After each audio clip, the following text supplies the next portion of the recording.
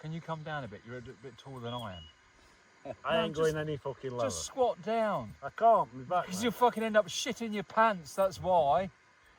Fucking hell, look that way.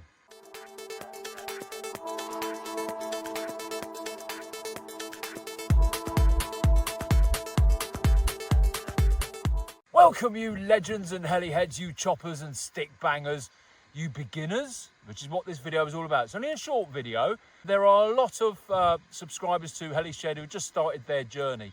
It seems to be that actually a lot of us who start our journey are sort of mid-40s, even older than that. Old people are the greatest. When actually, to keep the hobby alive, really, we need these young people to come along and do it. Why do old people always have to ruin the fun? They're all doing the drone thing, which is a nice segue, isn't it? Do you know what that means? Well, I know what a segue is. Right. Well, is that something you stand on, you twat? Which is a nice segue. S-E-G-U-E, Bob, not S-E-G-W-A-Y.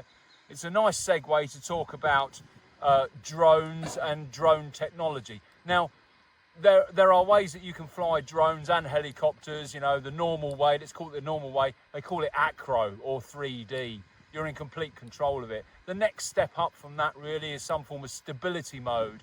There are fly-barless units that you can put on a helicopter that will provide you with stability mode. Microsoft? Micro Beast X Pro Plus, whatever it's called, has a stability mode. What else has a stability mode, Robert? Brain. We know you're missing that. Brain 2. Brain 2, MSH Brain 2, K-Bar version 2, the Spirit, Demon, Axion, and a few of the other series there. Look, there are lots of fly-barless units out there that can provide you stability control. This means that essentially it will fly like a drone. When you push forward, it won't sink in altitude, and it will stay at that altitude and usually restricts the amount of angle that the helicopter can have as it goes forward. And this is a good way to sort of build up confidence flying the machine, isn't it? You've done it for years, didn't you? This particular system we're looking at here actually is not new. And I actually think it's a sort of new version of, what do they used to call it? The NASA system, NASA H. I don't know, mate, I'm not that old. It was called the NASA H. I'll probably put a picture. I'll put a picture. Where am I going to put a picture? Up there. Up there. There's a picture up there of the NASA H. But you can't really get them anymore. I mean, they are very, very old. It's a bit like Bob. You can't get Bob anymore, can you? We couldn't get another one of you. Unique, mate. But there are helicopters out there, and you would have seen them. Kev Talbot recently done a video on the fly-wing helicopters that you can get in scale now, about 450, 500 size, aren't they? And they've got a very good fly-barless unit system in there. The next level up from stability control, really, which is a bit of automation using GPS. Now, you can buy these units separately, and we've got one on here for one of our members, Hawk. What is it called? Flywing H1. Flywing H1. Bob, why don't you talk to us for a little while about it? Like what? Well, tell us what it is. Well, it's got a GPS unit at the back here, and it's got stability. So you literally start it up, tell it to go up, stop it, and it stays where you put it. Completely automated. Automated, everything's automated. And it will hold a hover? It'll hold a hover, it'll do a circle on its own, it'll do a figure of 8 on its own. The only problem with them is a lot of people don't, the instructions are not very good on them. Poor instructions. So when you arm it, you have to pull both your sticks down, but you have to make sure that the switch is in motor off mode. Right. Otherwise it won't arm. And to be clear, this does circles, it does figure of 8, it will flip with a switch, it will hold position with GPS, but you can turn all that off, can you? Yep, and fly it as normal. Great. So for a beginner, moving from drone, or let's say someone in a midlife crisis, which you were, weren't you, when you started? No, you're still in it. Moving into sort of flying 3D or sport flying, this is a really, really good system. I'm super impressed with it. I've never seen it on a helicopter before. And, you know, fair play is what I say. So this is, at the moment, hands-off look. It should be fairly uncrashable because, look, if I go full stick forward and let go, it automatically supposed to stop, and it does, kind of. And because it's GPS, it should stay roughly in the same area. So look, sideways. So if you're learning to fly helicopters, this could be perfect. So you get yourself into a fuddle, you don't know which way around it's facing, you let go of the sticks, boom. But when you're first learning, it's actually quite difficult because you don't know which does what, and when it's facing you, everything's the opposite way around. Whilst on here, you can learn what it all does. And then when you put it into 3D mode, you're in full control. Whichever angle you leave the heli, it will stay. So let's try 3D. So now I'm in full control. So if I bank it over now, see, it'll stay there. I've got to put it back myself. And I've heard it should go upside down in this mode. Oh, you got it? Yes. Yes! If this was a few years back, would you have used one of these? Probably not, because I did it that many years back to start with and then patched it In 1550 50, with yeah. Henry VIII. Yeah. You can buy this separate system. How much is it? It's about 236. 240 pound.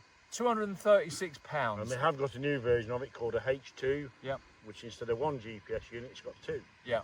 So there we go. So if you wanted to look at the sort of progress, if you like, you'd sort of start on one of these, then move to just stability control without GPS, and then perhaps finally then into flying the helicopter normally, or not. Whatever Yeah. you want to do, really. It's fun on its own. Exactly, exactly. And we're all about that. Keep RC helicopters alive. If it gets this in the air and it gets you flying, then you know what? Don't let anyone tell you that that's not how to fly a helicopter, right? If you're enjoying yourself, that's all that counts. Or I send him round.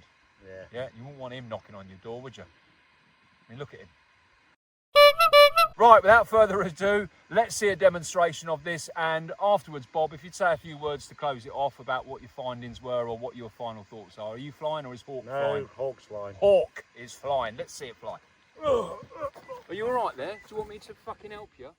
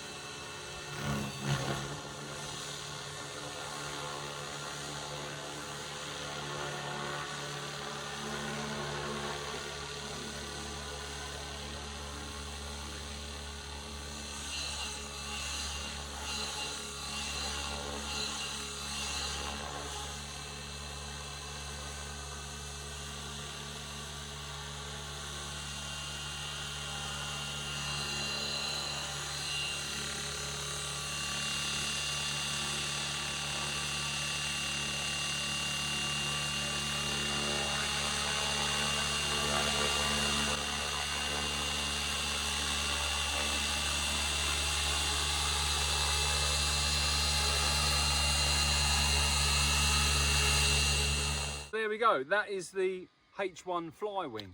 And you saw that it was absolutely rock solid. I mean, you could be fooled for thinking that I was hovering then.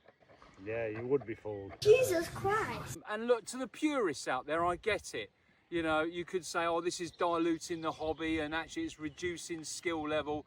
I'd much rather see more people enjoy flying these wonderful machines and then progress you know, a fairly gentle level. For me personally, it cost me thousands and thousands of pounds in crashes. There's no need, right? No, and also it gives you, I mean, you've got it in all different orientations. It makes you more used to looking at your helicopter in a different orientation, Yeah. which is what most people suffer from, isn't it? Yeah. You know, when it's hovering facing right instead of facing left, or facing at you instead of facing away. Yeah. It gives you, but you can still move the sticks and you still get a feel of what it does. Yeah. So it does help.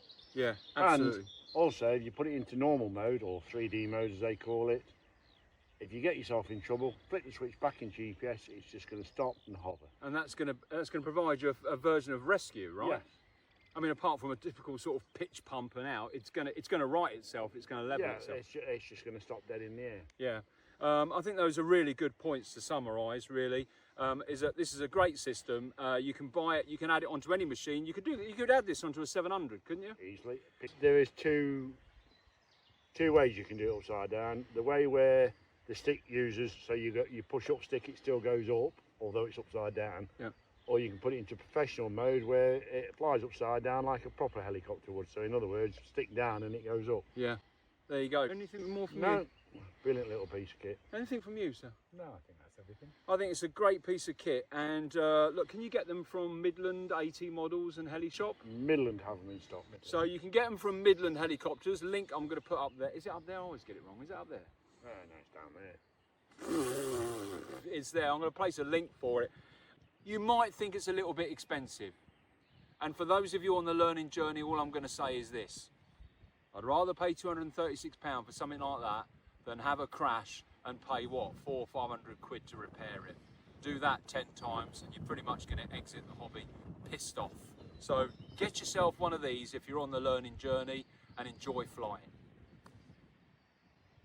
That's a good little summary, that. Yeah, well done. The end. The end. Thanks very much, everyone. Remember, it's all about the journey, so bloody well enjoy it.